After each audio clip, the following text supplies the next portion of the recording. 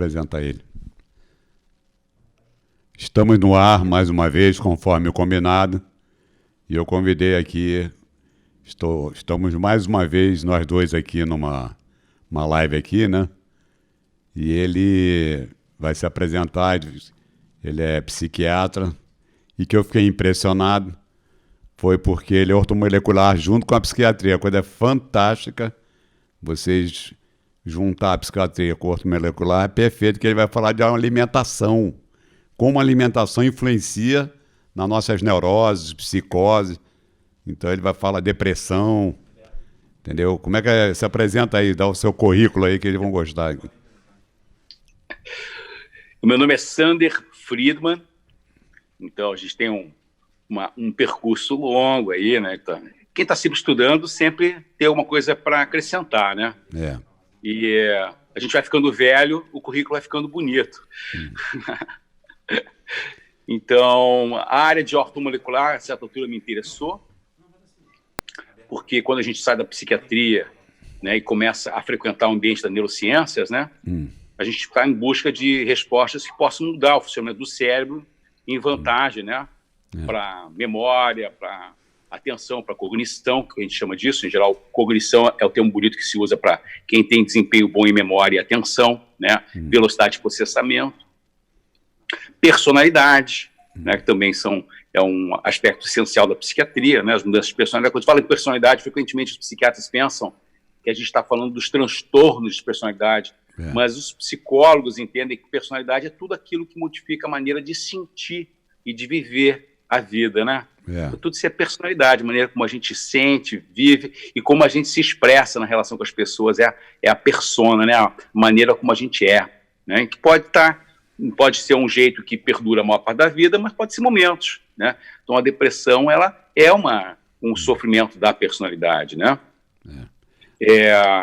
E você tem a flexibilidade mental, que também pode ser modificada conforme o funcionamento do cérebro, as percepções, se a gente pode ter uma percepção mais negativa, uma percepção mais desconfiada, uma percepção mais ansiosa, né? Então todas essas coisas aí, elas têm correlações com o funcionamento do cérebro e podem ser modificadas pela maneira como a gente se alimenta, pelas toxinas que a gente ingere nos alimentos, ou então que a gente coloca para dentro através do ar que a gente respira. Então, a descoberta do ortomolecular foi uma continuidade do interesse da gente pelas neurociências, né? Então, as neurociências, elas têm uma relação importante, sim, com a ortomolecular, de várias maneiras. A ortomolecular não é só alimentação. Olha aqui na reta, mais para cá. Não, você não mexe lá não, é o teu olhar. Olha aqui para a lente. Olha para a lente. Pronto. Aí. Ficou legal? Ficou, agora aí mesmo. Aí mesmo, então. Então, a ortomolecular não é só alimentação, é muito importante, né? A ortomolecular, ela se ocupa de 3 aspectos importantes: a nutrição, a toxicologia e os hábitos de vida. Basicamente, você pode pensar nesses 3 lados. Tem gente que diz assim, não, a ortomolecular não é ciência, os médicos mais conservadores, a ortomolecular não é ciência, é que nem acupuntura, é que nem homeopatia. E o pessoal esquece que a ortomolecular, a gente estuda na universidade, só que não com esse termo. Quando a gente vai estudar bioquímica médica, a gente está estudando as bases da ortomolecular, né? Bioquímica médica é disciplina obrigatória do curso de medicina. Então, quando a gente estuda a nutrição, toxicologia, né? Quando a gente estuda estresse, né? A gente estuda toda a bioquímica molecular relacionada com o estresse, né? Então, muito que eu aprendi em ortomolecular foi acompanhando o Departamento de Bioquímica da Universidade Federal do Rio Grande do Sul nas pesquisas sobre estresse. Então, não existe uma fronteira entre medicina tradicional e ortomolecular. Na verdade, ortomolecular é um nome, um campo de encontros intelectuais entre pessoas que estudam, né, a bioquímica do estresse, a bioquímica da alimentação, da nutrição e a toxicologia. Né? Então, como é que essas coisas interessam ao psiquiatra, né? E ao paciente psiquiátrico também, obviamente, né?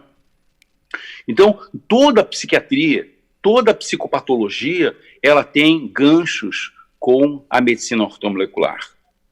Toda, né? Então, desde a maneira como a gente expressa os afetos através de alimentos específicos, até a maneira como esses alimentos específicos modificam o nosso afeto. Então, quando a gente acostuma a perceber, a experienciar amor, né, o calor através de alimentos altamente calóricos, açucarados, né, esse é o componente afetivo, né, dos doces. Mas daqui a pouco o doce ele desenvolve aquilo que a gente chama de hipoglicemia de rebote. Na hora que a gente come um doce, a gente tem um aumento do açúcar importante, né? Mas daqui a pouco, com o aumento do açúcar importante no sangue, o corpo produz aquilo que é essencial para que esse açúcar saia do sangue. Porque muito açúcar no sangue é uma coisa perigosa. O diabético é um paciente que tem muito açúcar no sangue. Isso pode causar trombose, pode causar uma série de complicações graves, perigosas, né? Que então o corpo normal trata de se livrar desse açúcar. E para onde que vai o açúcar quando a gente come coisas muito açucaradas? Ele vai para as células de armazenamento. Quais são as células de armazenamento? As gorduras. Mas o açúcar, para ir para as gorduras, ele não consegue entrar simplesmente nas células gordurosas. Ele precisa de um hormônio que ajuda a abrir a porta das células gordurosas para que o açúcar possa sair de dentro. Qual é esse hormônio? Todo mundo sabe. É a insulina, né? Ela usa a insulina junto com o cromo, que é um mineral nutricional também importante, que comumente nós temos pouco cromo disponível no organismo, né?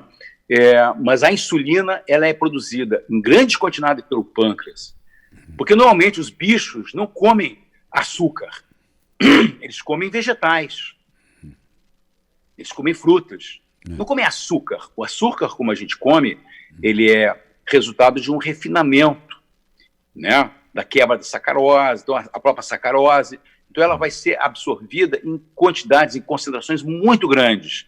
Normalmente os bichos não comem alimentos com índices glicêmicos muito altos, ou seja, uma pequena quantidade do alimento que vai repercutir no sangue com uma grande concentração de açúcar, de glicose. Mas a gente faz com nossos alimentos processados, a gente consegue ter um pico de açúcar, de glicose muito grande no sangue depois que come. E aí o pâncreas responde a isso. O pâncreas é um órgão atravessado no abdômen, né, que é responsável por alguns hormônios, inclusive a insulina. Então ele secreta uma grande quantidade de insulina que o próprio pâncreas, o próprio organismo não consegue calcular. E aí, em resposta a essa grande quantidade de açúcar, joga-se uma grande quantidade de insulina e que, aos pouquinhos, ele rapidamente dá conta de jogar esse açúcar para dentro das células gordurosas. Só que quando essa quantidade de açúcar no sangue começa a diminuir rapidamente, em resposta à grande quantidade de insulina que o pâncreas produziu, daqui a pouco, nós, ao invés de termos muito açúcar no sangue, nós temos pouca. Isso que a gente chama de uma hipoglicemia de rebote. O diabético sempre ele come, aí cai, ele toma a insulina, aí desaba o açúcar dele, aí começa a ficar nervoso, estressado, tem que comer balinha para... Isso. Só que isso que a gente está falando não é do diabético, não. Nós estamos falando de eu e você, as pessoas que supostamente... E aí a pessoa tem uma hipoglicemia de rebote, não pela insulina que tomou na injeção, mas pela própria insulina que a pessoa produz. Só que como são níveis muito grandes de glicose, o pâncreas não sabe calcular, não tem como calcular a quantidade de insulina suficiente. Ele joga toda a insulina que pode. E aí a gente tem uma hipoglicemia de rebote. Qual é o problema de ter essa hipoglicemia de rebote? Muita ansiedade, né? Uma compulsão alimentar violenta. O cara tem que sair para comer alguma coisa de açúcar para poder suprir essa hipoglicemia. E aí começa tudo de novo. Então a gente tem a compulsão alimentar, né? Excesso de açúcar, obesidade, mais compulsão alimentar, mais açúcar na alimentação, mais obesidade, e para parar esse ciclo vicioso é difícil, né? Assim, na psiquiatria, o que você conseguiu, em vez de dar remédio, mudar a alimentação da pessoa? Conta alguns casos que você conseguiu. Bom, então assim, vamos pensar nas psicoses, esquizofrenias, né? As esquizofrenias são situações em que as pessoas podem ter um enrijecimento na capacidade de se relacionar com as pessoas, não se ligam muito, se sentem desconfortáveis uns com os outros, né? As pessoas podem ouvir vozes, podem ver coisas, podem ficar paranoicas, desconfiadas, podem ter dificuldade de organizar o pensamento. Nem sempre tudo isso vem junto, né? Então, os esquizofrênicos frequentemente têm níveis muito baixos de ômega 3, não só os esquizofrênicos, depressivos também, mas isso é mais relevante nos esquizofrênicos, as pessoas desconfiadas que escutam vozes. Então, a falta de ômega 3 é um óleo, uma gordura muito importante na formação das membranas celulares, especialmente nas membranas neuronais. Então, as pessoas que têm problemas de esquizofrenia, que níveis muito baixos de ômega 3, esse ômega 3 que normalmente se encontra nos peixes de águas marinhas, né, do mar, água salgada, gelada, profunda, que é como o salmão, né, a truta, o atum, a sardinha, o bacalhau, o herring, né, o arenque, né? Arenque. Então, assim, esses peixes, né, eles costumam ser ricos em gordura, e a gordura é essa, o ômega 3, chamado glucosa hexaenóico, que é a DHEA, ou então eicosa pentenoico, que é o EPA, né? São óleos muito, muito ricos, né, muito, muito importantes, a gente chama de ácidos graxos essenciais, que são as vitaminas, que não são aminas, e sim óleos, né? Assim como a gente tem vitaminas sem as quais a gente não pode ter saúde, também tem óleos sem os quais a gente não pode ter saúde. E na nossa alimentação, normalmente, a gente usa muito óleo vegetal, que é o ômega 6. O ômega 6, ao contrário do ômega 3, o ômega 3 e o ômega 6 são dois pares que estão sempre tentando encontrar um equilíbrio. O ômega 6, ele é pró-inflamatório. Ele aumenta a probabilidade de alguém sofrer de reumatismo. Ele aumenta a probabilidade de uma pessoa sofrer de dores. Ele aumenta a pressão, né? Ele diminui gastrite, né? Ele aumenta as contrações uterinas, que pode ser uma coisa boa em uma série de situações. Só que, especialmente, por exemplo, no parto, né? Então, ele pode diminuir o sangramento. O ômega 6, ele aumenta a possibilidade trombótica, aumenta o risco de a pessoa ter pequenas isquemias cerebrais. Ele é um óleo que aumenta o desenvolvimento da demência, do risco de demência por causas vasculares. Mas é o óleo de cozinha que você está falando? O óleo de cozinha, que não é o óleo de coco, né? Que não é o óleo, o azeite de oliva extra virgem. É o óleo de cozinha em geral, né? Os óleos vegetais, eles são ricos em ômega 6 e são pobres em ômega 3. Nós deveríamos, supostamente, teoricamente, consumir proporções equivalentes entre ômega 6 e ômega 3. Mas, na verdade, a gente costuma consumir 20 vezes mais ômega 6 e 20 vezes menos ômega 3. Então, é a proteção contra a esquizofrenia, contra a depressão, contra a demência, né? Contra os quadros psiquiátricos fica dificultada, porque o ômega 3 ele é muito importante para o bom funcionamento do cérebro e também para a proteção das lesões vasculares. Por exemplo, se você for comparar pessoas que sofrem de colesterol muito alto, que sofrem de hipertensão, pressão alta, que são tabagistas, que são obesas, que são sedentários, todos são fatores de risco para isquemia cerebral e também para infarto, né? Se você comparar essas pessoas com as pessoas que sofrem de depressão, né, vamos supor, você tem um grupo de pessoas que já sofreu um infarto, e nós vamos observar quem vai ser o primeiro a sofrer o próximo infarto, e põe todas essas pessoas, depressão, sedentarismo, pressão alta, estressado, obeso, diabético, todo mundo ali junto, e vamos ver quanto tempo que vai levar até o próximo infarto. Qual é o primeiro a infartar? É o depressivo, né? Então, a depressão ela é um fator de risco para doença cardiovascular e cerebrovascular muito mais grave do que todos os outros quadros. Talvez uma das coincidências que existe é que o depressivo, assim como a esquizofrenia e outras doenças mentais, tem muito baixo nível de ômega 3. E o ômega 3, a falta de ômega 3, também é um fator de risco. A pena que a gente não costuma dosar isso no sangue. O que a gente sabe é que é geral o consumo muito baixo de ômega 3. Então, se pode oferecer para as pessoas usar cápsulas de peixe. Tem estudo, por exemplo, poucos, mas existem, comparando o ômega 3 com antipsicóticos, e se viu uma proximidade de eficácia. A ortomolecular, ela usa muito a bioquímica como fonte de conhecimento, enquanto que a medicação usa mais os dados empíricos clínicos. mas essas coisas se complementam. Em geral, a gente considera a ortomolecular como complementar, ou seja, eu uso o conhecimento da medicina convencional e acrescento ao conhecimento tradicional em medicina, farmacologia, epidemiologia, as estatísticas médicas, acrescento o conhecimento advindo da bioquímica médica. Mas esse comprimido de vitamina assim que toma para ômega 3, que eu importei dos Estados Unidos, ômega 3, isso aí tem fundamentos a tomar o comprimido? Tem fundamento, sim. O cuidado que a gente deve ter em relação ao ômega 3 é que esteja escrito no rótulo mercury free, ou então molecularly distilled, ou seja, destilado molecular, ou então livre de mercúrio, sem mercúrio, ou então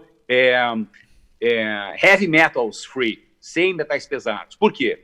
Porque os peixes de onde vem a ômega 3 muitas vezes vêm de águas que estão meio poluídas ou bastante poluídas. Então, esse óleo que é retirado dos peixes, ele tem que ter sido, de alguma maneira, quelado, ou seja, um processo de filtragem química que remove os metais pesados tem que ter sido utilizado para que, então, o óleo que a gente esteja consumindo seja realmente saudável. E o salmão do Chile, ele é criado em cativeiro, esse salmão do Chile que a gente come aqui, ele também, será que tem ômega 3 ou ele tem? Assim, quando você come o peixe, vai comer salmão, vale a pena que seja sempre o salmão selvagem, que é mais caro e mais difícil de consumir, né? Quando você vai consumir outros peixes que não são criados em cativeiro, talvez você tenha mais segurança do que você está recebendo. Estranhamente, a sardinha portuguesa, de preferência, aquela sardinha grande, ela tem 3 vezes mais ômega 3 por peso do que o salmão. E o salmão a gente nunca sabe a origem direito, né? Então, tem um salmão que vem lá do Chile, aquele é criado em cativeiro, parece que ele toma antibiótico, dá um antibiótico para o salmão. Esse é um problema, viu? O salmão criado em cativeiro, eu não considero que o valor dele em dinheiro seja proporcional ao pouco valor biológico que ele pode ter, né? Então, melhor não usar. Às vezes, a cápsula de peixe pode ser mais segura, né? Porque tem ali o ômega 3 mesmo, né? Tá desprovido dos metais pesados, está purificado, é mais seguro, eu tenho a impressão, do que o peixe. Agora, uma coisa assim interessante... Então, esse é um aspecto. A esquizofrenia ainda, vamos pensar em esquizofrenia. Algumas pessoas, existem relatos de pessoas que desenvolvem quadros psicóticos com alergias alimentares. Tem uma das tradições na ortomolecular que são os médicos alergistas, que não tem nada a ver com os imunologistas, é mais antigo, talvez até da imunologia. São médicos que examinam a probabilidade de pessoas que consomem certos alimentos desenvolverem patologia mental. Os alimentos que mais parecem estar associados com patologia mental, que pode ser psicose, esquizofrenia ou depressão, parecem ser os laticínios, o trigo e o glúten. Não dá para sair para todo mundo, tá tirando laticínio, trigo e glúten, porque as pessoas têm muita dificuldade de abandonar esses alimentos que são fortemente afetivos, né? Fazem parte da cultura, dos valores da pessoa. Mas em casos específicos, que o tratamento mais convencional, mais, digamos assim, até mais, com mais expectativa de eficácia, não está mostrando a que veio, e as pessoas continuam sofrendo apesar do tratamento, vale a pena fazer uns testes, né? Vamos remover tais alimentos, e aí vamos observar se há algum tipo de benefício. E assim é com a ortomolecular. A ortomolecular deve ser vista como um complemento, não como a principal, né? Ao contrário do que a gente gostaria. A gente gostaria que a ortomolecular pudesse ser o principal, mas a gente não tem eficácia suficiente para a gente apostar toda a expectativa de melhora do paciente e a nossa expectativa de que o paciente melhore só na ortomolecular. A gente precisaria ter muito mais pesquisa, e a pesquisa com a ortomolecular é bem difícil, porque enquanto a gente consegue grupos de pacientes iguais, né, comparáveis na medicina tradicional, então, todo mundo tem depressão. Todo mundo tem depressão acima de um certo grau que a gente estabeleceu. Todo mundo tem depressão com psicose, sem psicose. Todo mundo tem depressão que tem suicídio, que não tem ideia de suicídio. Então, eu consigo uma uniformidade. Na ortomolecular, você conseguir grupos uniformes para fazer pesquisa é praticamente impossível, porque pela ortomolecular você não tem praticamente duas pessoas iguais. Não tem como fazer Então a pesquisa avança com mais dificuldade. E o investimento em pesquisa básica não é muito grande, né? Porque mesmo que você faça uma grande descoberta, uma descoberta importante, para que isso se transforme em alguma coisa útil economicamente, é muito difícil. Porque são nutrientes. Quem é que tem patente sobre nutrientes? Ninguém tem patente sobre nutrientes. E a vitamina D que você estava falando agora aqui com o Bruno, que o Bruno está com 15 de vitamina D. Aí tem um aluno meu aqui, um paciente meu que ele também trabalha com ortomolecular, e ele falou, você tem que tomar 50 mil por semana. Ele estava tomando assim 7 mil por mês. Você tem que tomar 7 mil por semana. Né? Aí ele falou, você tem que tomar 50 mil por semana. O que a vitamina D faz assim para... Ele até falou para ele assim, você está no risco do coronavírus, você está tão baixo da vitamina D que você está com risco de coronavírus. Tem fundamentos aí? A vitamina D está envolvida numa grande quantidade de funções no organismo. A em voga no momento é realmente a capacidade que ela tem de modular a resposta imune. O que seria isso? Modular é, ao mesmo tempo que aumenta a capacidade de reagir imunologicamente, quando apropriado, ela também diminui a reação quando inapropriado. Então, ela como que estabiliza num nível ótimo a resposta imune. Se observou na Itália que a maior parte das pessoas que desenvolviam quadros graves de coronavírus, do Covid, né, da Covid, ou até que faleciam, tinham níveis muito baixos de vitamina D. E as pessoas costumavam ter uma evolução mais benigna, que ou não adoeciam ou tinham uma doença muito leve, costumavam ter níveis mais satisfatórios de vitamina D. Aliás, o nível de vitamina D pareceu explicar o porquê de se dizer que os idosos eram mais vulneráveis ao coronavírus e provavelmente a outras viroses também, né? E que também coincidia com que outras doenças que não eram idosos, né, também se associavam com uma má evolução. O problema é que tanto o mais idoso e o doente, frequentemente, ou não frequentam tanto ambientes ensolarados, como no caso do idoso, ele tem muito menor eficácia para transformar a insolação, a exposição ao sol, em vitamina D ativada. Ou seja, um idoso acima dos 60, 70 anos, quanto mais velho, mais intensamente isso acontece, ele tanto precisa de 3 a 5 vezes mais tempo para conseguir ativar a mesma quantidade de vitamina D que um jovem, como em 3 a 5 vezes menos tempo ele está com quase nada de vitamina D. Então, quando se prende o idoso em casa e não deixa ele sair na rua para fazer quarentena, ele, ao mesmo tempo, despenca os níveis de vitamina D ativada dele e fica hiperexposto às consequências muito negativas da Covid. Então, talvez esse seja um dos motivos que a maior parte das pessoas que adoeceram, inclusive gravemente, quando se diz adoecer, você está falando de hospital, né? Então, 85% na Nova York das pessoas que foram para hospitais doentes estavam em casa, não estavam pegando sol, né? E o idoso, 3 a 5 vezes mais rápido, ficou com sol insuficiente. Agora, além da defesa, assim, na segunda etapa da Covid, existe a etapa chamada trombótica, né? Existem vários microtrombos que se formam na circulação e vão atacar pulmões, cérebro, coração, rins. Eu tinha uma paciente agora no final de semana passado que, infelizmente, a gente fez a prescrição, ela acabou não fazendo a prescrição, procurou ajuda, imagina, serviço público, não recebeu, e hoje fiquei sabendo que não evoluiu bem, né? Mas, então, a vitamina D, ela ajuda que a defesa autoimune, que é aparentemente responsável pelo início da coagulação intravascular, que se espalha pelo organismo, ela não aconteça com tanta intensidade. Então, a vitamina D, ao mesmo tempo, aumenta a defesa do organismo contra o vírus, e, por outro lado, ela não deixa o organismo se emocionar demais e começar a se atacar a si mesmo, né? A criar o ataque contra os seus próprios tecidos, que é o que faz a segunda parte, é a parte letal do coronavírus. Agora, a vitamina D, ela funciona como uma espécie de hormônio de crescimento neuronal. Então, em todas as doenças psiquiátricas, depressão, mania, bipolar, esquizofrenia, essas doenças psiquiátricas mais graves, quando se acompanha na ressonância nuclear magnética, o cérebro atrofia, ou seja, encolhe o cérebro, perde neurônio, que nem o músculo atrofia, também partes do cérebro se atrofiam. Pode-se ver em áreas específicas do cérebro, hipocampo. Mas o fato é que com a melhora, com a ação dos medicamentos, com a ação do tratamento ortomolecular, ou seja, com o suporte para a saúde que a gente consegue oferecer, até mesmo com os medicamentos, o cérebro volta a ganhar volume, volta a ganhar atrofismo, ao mesmo tempo em que a doença mental vai se esbatendo. Então, tem o BDNF, Brain Derived Neurotrophic Factor, o fator neurotrófico originário do cérebro, ele está relacionado diretamente com a saúde mental e também com vitamina D e com outros aportes alimentares. Né?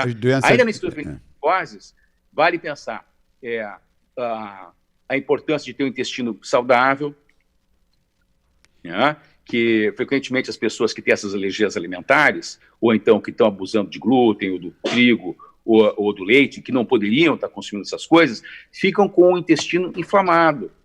E aí, essa inflamação intestinal, ela gera duas coisas. Em inglês, chama leaking, né?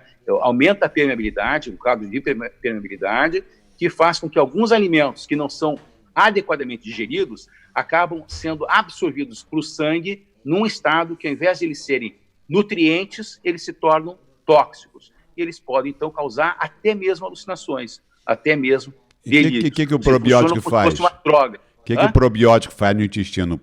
Eu tomei outro dia de probiótico, eu estava meio ruim, eu comi uma carne ali, eu como mais peixe, né? Aí ficou a minha carne, me deu aí eu tomei um probiótico, que eles mandaram eteregin, negócio assim. É um probiótico, um líquidozinho com... Qual a função do probiótico no intestino? Frequentemente, esse processo inflamatório, ele se acompanha de mudanças na população intestinal. O intestino tem uma grande quantidade de bactérias amigas. E essas bactérias amigas, às vezes, elas podem entrar numa situação de desvantagem com bactérias que não são convenientes para o nosso organismo. E essas bactérias que não são convenientes, então, elas podem crescer e inflamar, contribuir para essa inflamação, né? Muitas vezes, essas bactérias inimigas ou inconvenientes crescem por uma situação de pouca acidez estomacal, que pode ser melhorada com alguns recursos, inclusive com o uso do limão. O limão, ele ajuda a manter um ambiente melhor, né, no estômago, e aí as bactérias ruins não se desenvolvem. Essas bactérias ruins, quando elas crescem, às vezes pode ser difícil retirar elas. E quando a gente usa um probiótico, a gente tá ingerindo bactérias que são satisfatórias, são convenientes, são bactérias amigas, e elas vão ajudar tanto na quebra dos alimentos, na digestão dos alimentos, na manutenção da saúde do intestino, da parede intestinal, e vão fazer com que muitas das vitaminas que a gente precisa delas vão completar a digestão e preparar para que elas sejam adequadamente absorvidas e nos façam bem. Então, o probiótico, ele pode ser importante e pode ser uma das partes a serem corrigidas numa pessoa que está sofrendo de distimia. Mas qual o tempo? Tomar um probiótico quantos dias? Para sempre ou... Pois é, assim... Que média que eu tomo é 2 dias. Eu tomo 2 por dia, 2 dias... Aí vai para o lugar, o negócio parece que organiza. Assim, eu gostaria de ter conhecimento mais bem fundamentado. O que a gente tem aí, a medicina, é algum conhecimento e muita tradição. Isso não é agora, sempre foi.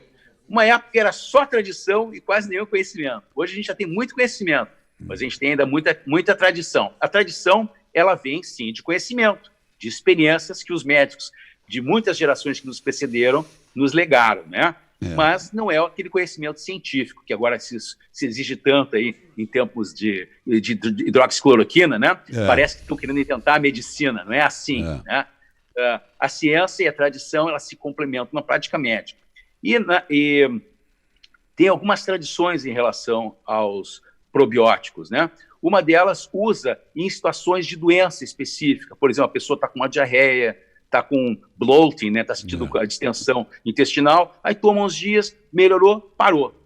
Agora, tem pessoas que usam os probióticos para melhorar o funcionamento prolongadamente do intestino, para que, então, a digestão se dê de uma maneira melhor. Veja bem, quando a parede intestinal está com problemas de filtragem dos alimentos, ela está permitindo entrar não nutrientes, que seriam nutrientes se tivessem tido a sua nutrição completada, mas eles entram antes, acaba se atingindo vários órgãos. O cérebro, causando irritação, ansiedade, às vezes até alucinações, e também a suprarrenal, fazendo que haja uma secreção aumentada de cortisona e de adrenalina, de epinefrina, que são hormônios secretados pelas suprarrenais.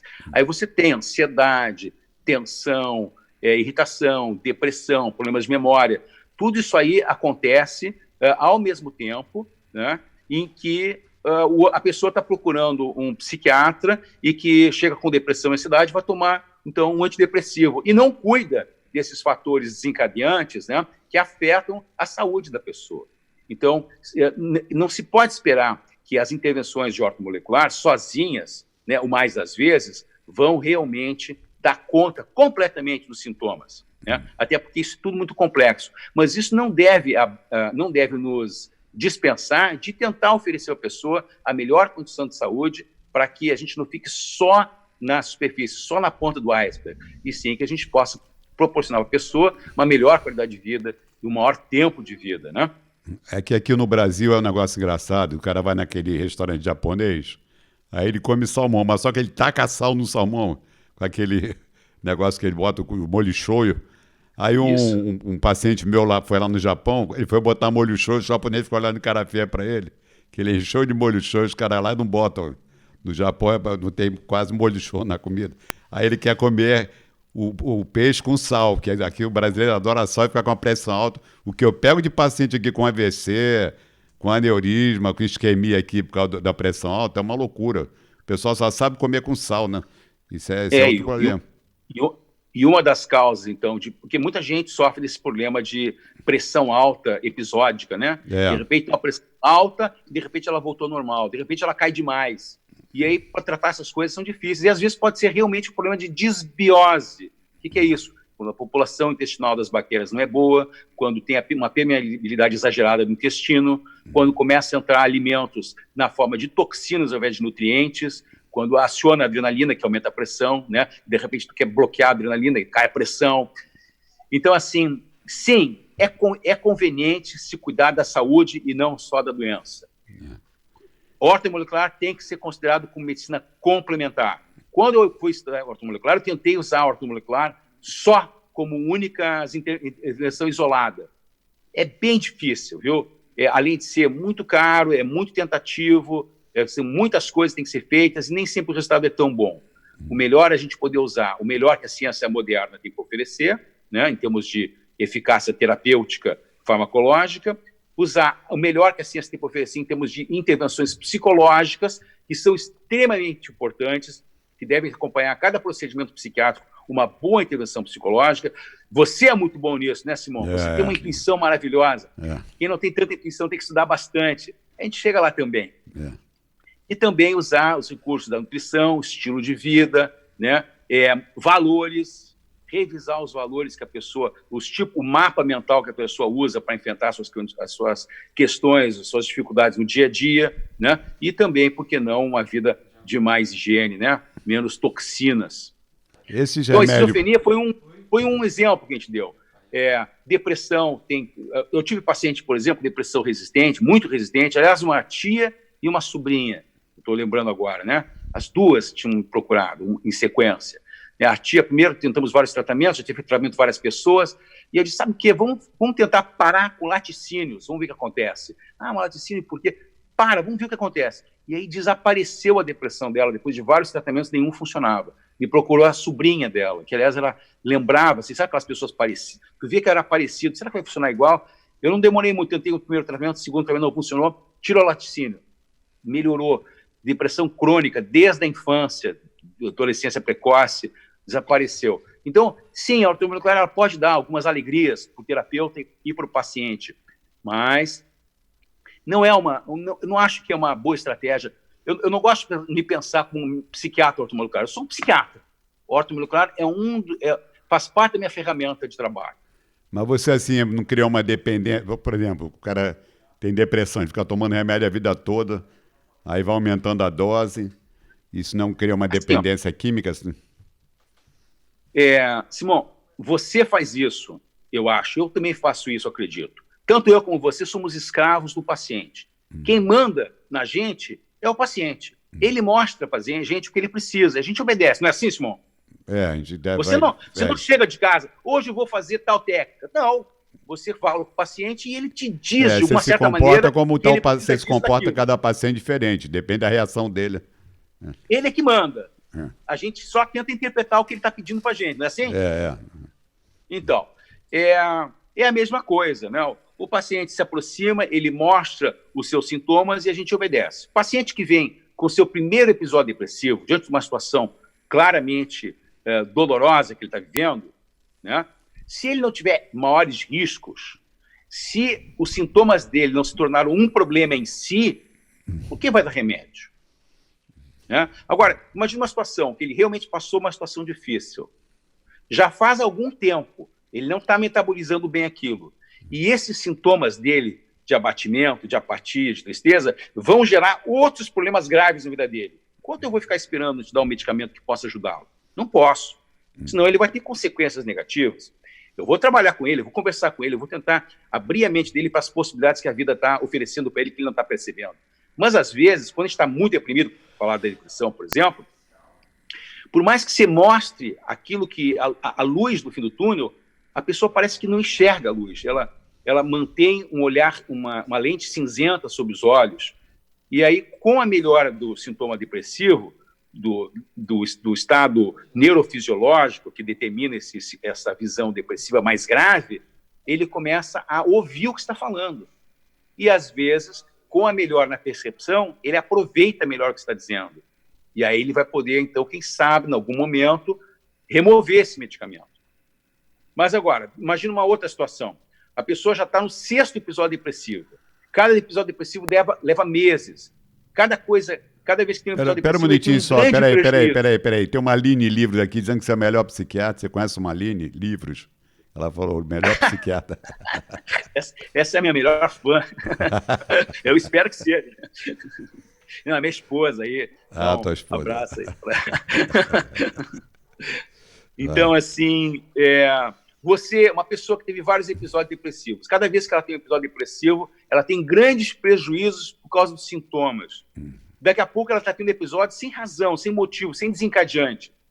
Vale a pena manter esse antidepressivo um tempo prolongado, não vale? Lógico que ninguém gosta de usar o medicamento, mas dependendo, se eu tiver a sorte de encontrar um determinante, vamos supor, voltando para o ortomolecular, tá bom?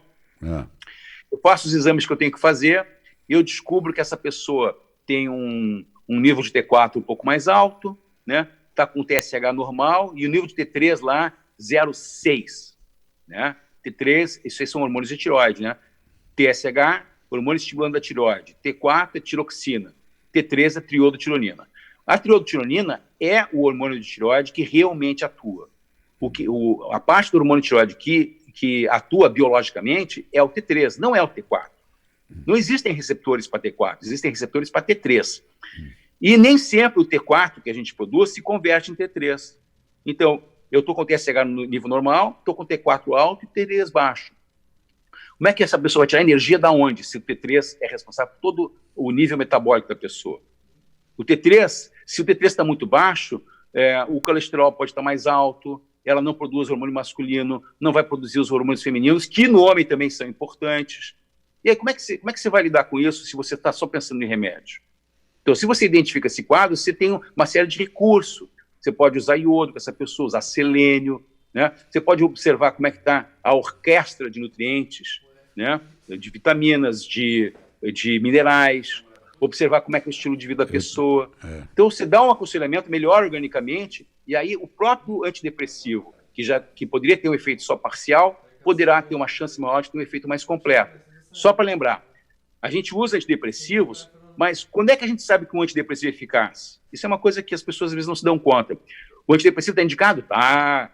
Ele é eficaz? É. Mas o que significa que o antidepressivo é eficaz? 80% dos casos, a melhora é no máximo parcial. E isso quer dizer que é um medicamento bem legal.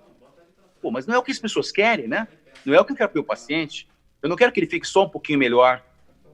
Quando um medicamento melhora 50% dos sintomas que eu estabeleci, numa escala de depressão, eu digo, legal, bacana, esse antidepressivo é muito bom. Mas o meu paciente não vai achar muito bom se ele melhorar só 50%, 70%. Ele quer voltar a ser como ele era. com toda gás, com toda energia, com a capacidade de ir à luta, de convencer as pessoas daquilo que ele acredita. Se ele estiver assim, muito cabisbaixo, como é que ele vai conseguir convencer alguém das convicções dele? Como é que ele vai vender o peixe dele? Não vai conseguir. Ele vai conseguir, no máximo, suportar malicocamente a vida. Então, o antidepressivo, o medicamento psiquiátrico, ele ajuda. Mas para você completar, para você conseguir um ganho maior, você precisa cuidar da pessoa integralmente. Né? Estilo de vida, valores, atitudes, estratégias, alimentação, estado interno, hormônios, tudo isso tem que ser visto. Você sabe que eu tinha você vai proporcionar o melhor possível. Eu tinha uma cantora aqui, que ela tá ganhando The Voice, mas ela tava rouca. Aí ela falou para mim assim, minha tireoide tá com um problema, com uma baixa hormonal. Aí fui lá pesquisar, vi tireoide baixa causa voz rouca.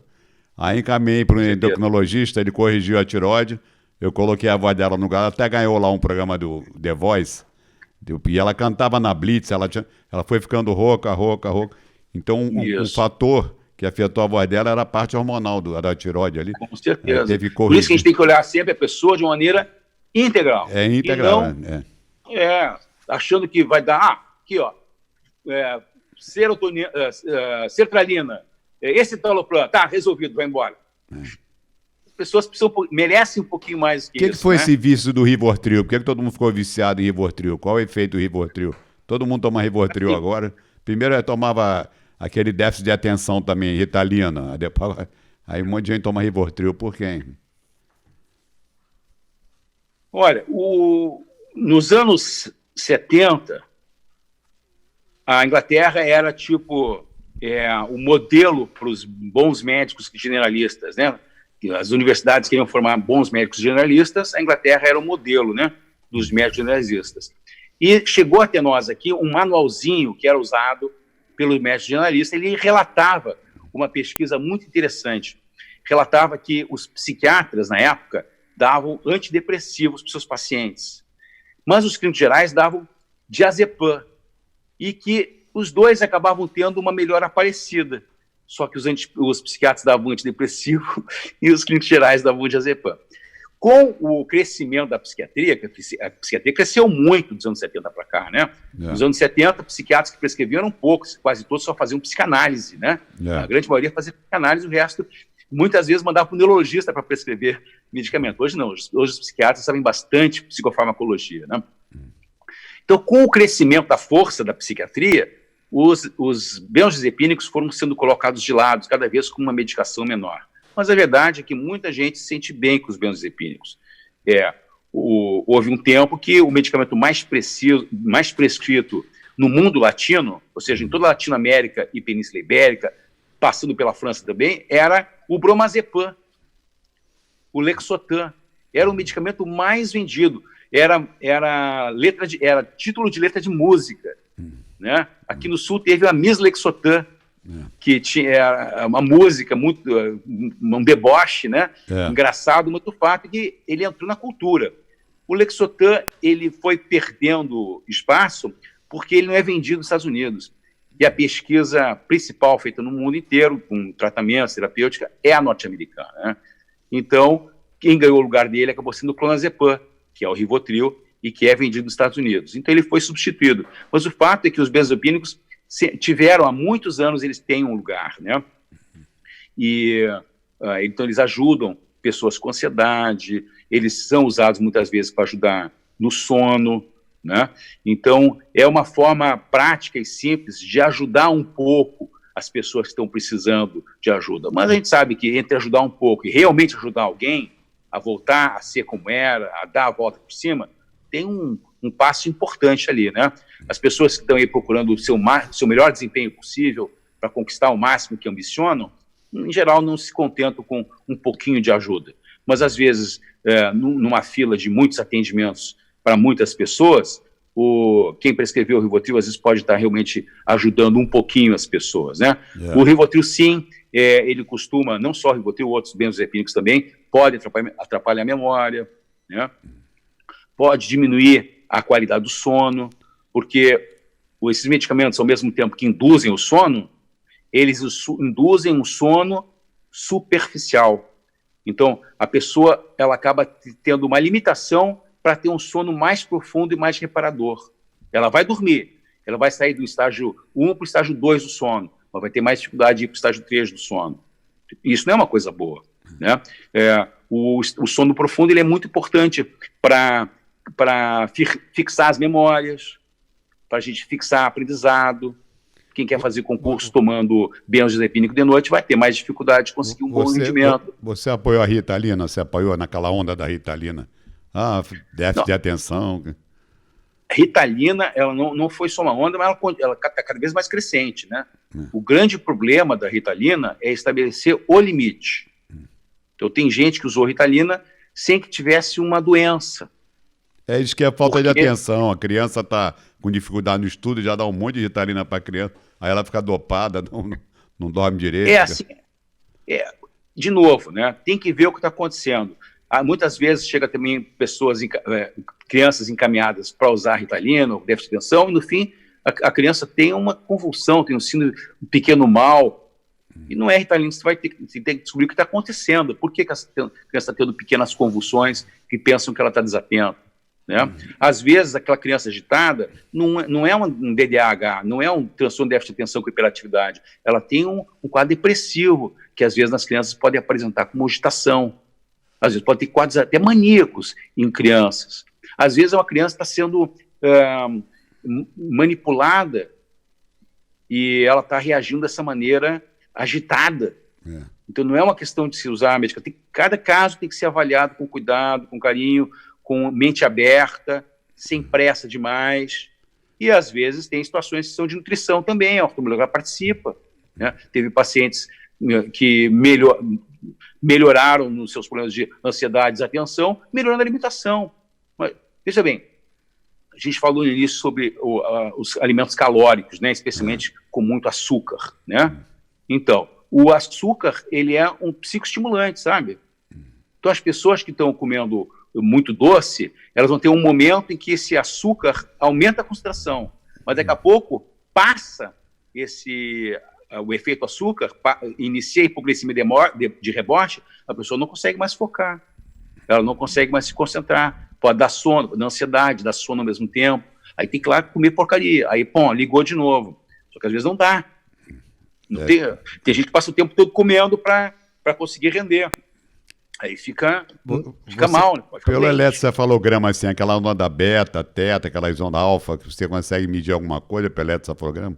Assim, a parte psiquiátrica. Você falou uma coisa bem interessante, medir, né? Medir. O meu doutorado foi em eletrocefalografia quantitativa, né? O eletrocefalograma se usa, tá na moda, né? Quando você pede um eletrocefalograma para um paciente, frequentemente eles vão com um eletrocefalograma comum, e o neurologista vai lá e faz eletrocefalografia quantitativa, né? Mapeamento digital, que não serve para absolutamente nada no nosso ambiente. Né?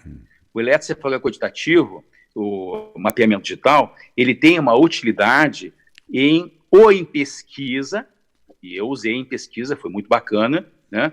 Ou então para quem está planejando usar neurofeedback, que é um tipo de tratamento. Mas não aparece a convulsão, não? Se o cara tiver convulsão, não aparece no eletrocefalograma? Se tiver... Veja bem, mensuração é o eletrocefalografia quantitativa. E o pessoal faz. No meu gosto, não acho útil, acho ruim, atrapalha. Agora, o eletrocefalograma convencional, ele ajuda bastante. Apesar de não estar na moda, né, os próprios neurologistas, os neurocirurgiões, frequentemente não valorizam o eletrocefalograma, que entendem que é difícil a interpretação, muitas vezes ele esclarece. Eu tive, por exemplo, eu lembro uma jovem, 15 anos, né, alguns anos já, que veio no nosso serviço de neurologia e neurocirurgia na Beneficência Portuguesa, aqui em Porto Alegre, e ela chegou com uma alteração de comportamento brutal. Ela pertencia a uma comunidade de igreja, ela era muito carola, ela era líder do grupo de jovens da igreja, pessoa muito bacana, boa filha, uma membro ativa da comunidade, e de repente ela teve uma mudança de comportamento abrupta, falava muito palavrão, dizia coisas eróticas, coisas horríveis, assim, comparando os valores da sua comunidade, eram coisas muito repulsivas. E aí as pessoas entenderam que tinha alguma coisa de errado, não era possível, levaram para o hospital, examinaram, fizeram tomografia, os neurocirurgiões, neurologistas não acharam coisa alguma, disseram, chama o psi, que era eu, né? Chama o psi e manda embora. Tipo assim, né? Era aos costumes, né? Eu cheguei lá, examinei, conversei com ela, vamos fazer um eletroencefalograma? Não precisa, já fez tomografia, não tem nada. Vamos fazer eletroencefalograma, não custa. Fizemos eletroencefalograma, ela estava com estado de mal epilético, com um quadro epilético comportamental. O quadro dela se esbateu com uma ampola de diazepam intravenosa. Voltou ao normal. Então, sim, o eletroencefalograma ele pode ajudar, frequentemente ajuda, né? Especialmente quando a gente tem quadros que a gente fica na dúvida se a gente está diante de uma epilepsia de pequeno mal, né, ou de uma hiperatividade. Mas sabe que hoje tem um exame que ele tem substituído, quase substituído com vantagens o eletroencefalograma, e que todo mundo tem na mão, que é o vídeo. O vídeo. O vídeo. Então, eu costumava dar na UFRJ, no grupo, na psiquiatria da UFRJ, não, na disciplina de psiquiatria da UFRJ para a graduação, aula de epilepsia e psiquiatria. E colhendo do YouTube, eu tenho um mapa de epilepsias no YouTube disponível para quem quiser olhar. Então eu levava os vídeos que já estavam publicados no YouTube, praticamente eu conseguia exemplificar todos os tipos de convulsão só com vídeos publicados no YouTube. Ou seja, o vídeo que a mãe tem em casa, a câmera, o celular que a mãe tem em casa, quando vê aquele comportamento esquisito, engraçado do filho, que ela tá se preocupando com aquilo, faz um videozinho. Quando for na consulta, olha, doutor, eu fiz um videozinho, vê se pode ser útil para o senhor. É melhor do que o eletroencefalograma.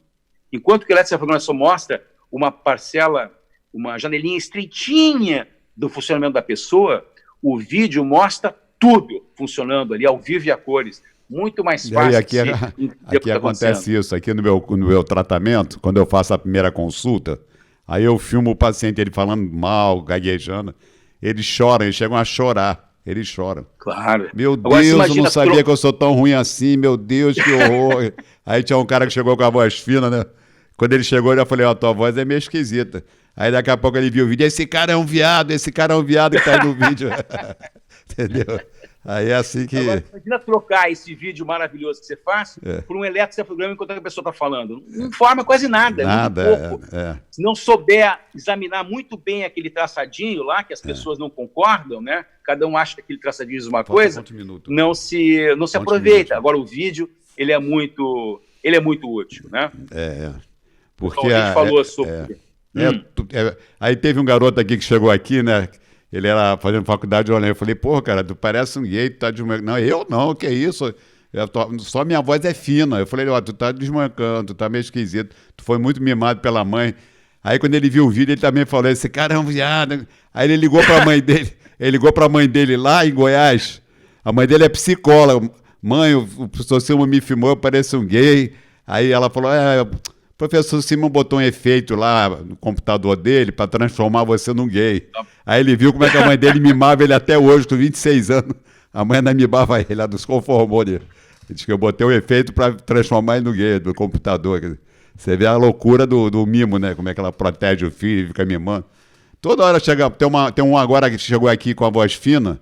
Aí eu fui analisando, ele falou assim, olha, quando eu tinha 14 anos de idade, eu comecei a mudar a voz, falar mais grosso, minha mãe não deixou. Não, meu filho, continua falando fino. Eu falei, caramba, que isso? Como é que tua mãe fez isso?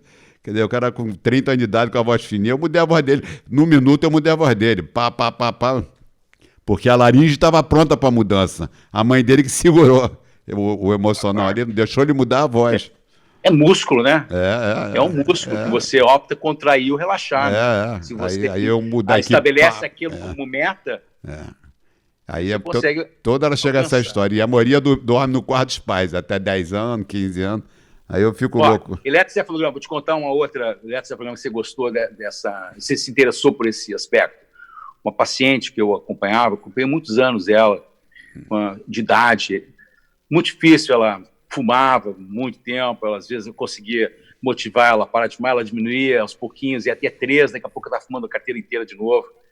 E a certa altura apareceu um tumor, né, na mama dela, muito rápido, progressão, e a certa altura ela se viu, né, internada na UTI do do Copador, um quadro demencial, né? Confusional. Ela estava nos últimos momentos da vida dela mesmo, né? Só que ela estava confusa, né? A equipe considerando que ela tivesse com Alzheimer. Ela, obviamente, não tinha Alzheimer. Uma senhora inteligentíssima, né? Ácida, sabia falar as coisas certinhas, assim, que ia no fígado, nunca com má intenção, né? Mas muito agudo a compreensão dela da vida. A filha me chamou para que eu fosse vê-la, ressonância normal, né? E nós fizemos um eletroencefalograma sob os protestos da neurologia, né? E o eletroencefalograma mostrou atividade lenta localizada numa certa área. Diz, olha, tem alguma coisa aqui. Não é nada, coisa e tal. Vamos fazer uma pesquisa de células malignas no líquor, no líquido cefalorraquidiano. Não deu outra, né? Deu metástase, né? Antes de a gente conseguir a pesquisa de células malignas, como apareceu no eletroencefalograma alteração, nós entramos com anticonvulsivante e a demência dela desapareceu. Ela estava com atividade convulsiva no cérebro, né? Que legal. Mas infelizmente não tinha muito para fazer, porque rapidamente evoluiu as outras condições, né? Letais, mas a filha pôde se despedir dela, né? E ela pôde aproveitar um pouquinho mais a filha enquanto foi possível, né? Que a medicina ajudou um pouquinho, né? Olha só, então, esse eletroencefalograma pode ser muito útil, sim, né, se bem usado, e não é aquele eletroencefalograma quantitativo, não é um mapeamento cerebral, isso é inútil. É bom e velho eletroencefalograma, né, daquele que a gente tem desde os anos 30, né, que tem que ser bem feitinho, né, e impresso da maneira certa, que é um outro problema, a gente briga muito com os neurologistas, que eles imprimem de uma maneira que não é apropriada para nós. Né? Olha só, pede, nem implora às vezes. Olha só, eu vou terminar, daqui a pouco eu vou terminar a live, que vou abrir uma nova live em seguida, hein, gente? Fica aí, volta de novo, que eu vou também falar um pouco. Ele pode participar, se quiser ficar comigo na live, você pode ficar junto, porque até o pessoal está entrando aqui a beça. Tem um movimento grande, está nos assistindo aqui. Aí você depois pode ficar para a próxima. As demências também é um outro campo muito importante, uma prevenção das demências. Eu pego muita gente com ela, esclerose lateral amiotrófica. Eu pego gente com Parkinson aqui para melhorar a fala dele, a comunicação, que as pessoas não entendem o que eles falam, né? Então eu pego aqui, eu consigo fazer ele articular mais, soltar mais a voz. Eu peguei uma paciente que ela estava com ela, eu já peguei umas 4 pessoas com ela aqui. Aí ela estava com 31 anos de idade, nova pra caramba, e na família dela, vários casos, né? Entendeu? Então, aí eu consegui fazer ela articular melhor. Todo mundo elogiou a beça, assim, que ela estava meio com a musculatura já atrofiada. E lembrar que, no caso do Parkinson, por exemplo, o que se usa no Parkinson? São os dopaminérgicos, né? Só que a dopamina ela é resultado, né, da produção, da toda a cascata das monaminas. Sem vitamina C não se vai produzir, né, dopamina. Sem magnésio vai ser difícil de produzir a dopamina. Sem os aminoácidos essenciais vai ser difícil de produzir. Só um minutinho, espera um minutinho que ele vai terminar, a gente vai abrir de novo, peraí. Porque senão a gente não... Quer? Quer abrir com ele mesmo? Ele mesmo, ficar nós dois aqui, eu vou ficar falando, ele também entra na conversa. Peraí que o Bruno vai encerrar. Pergunta se ele pode. Você pode ficar mais uma hora agora, ou te atrapalha? Eu não vou poder. Então deixa. Eu não vou poder, não. Então, nós vamos combinar outro dia. Tá, vamos combinar outro dia. Ok, então, obrigado. Bom, muito obrigado. E boas falas. Grande abraço aí. Um abraço. Bruno, valeu. Tá. Valeu. Tchau. Tchau. Tchau.